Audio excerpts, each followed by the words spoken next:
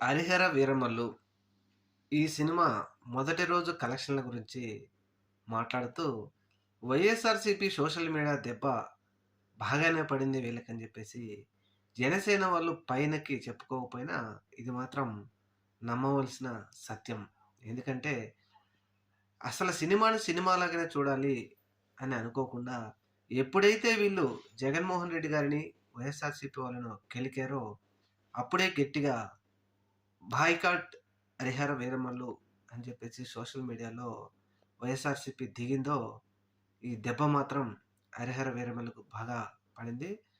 అందుకనే చెప్తుంటారు YSRCP social media బాగా పవర్‌ఫుల్ అని.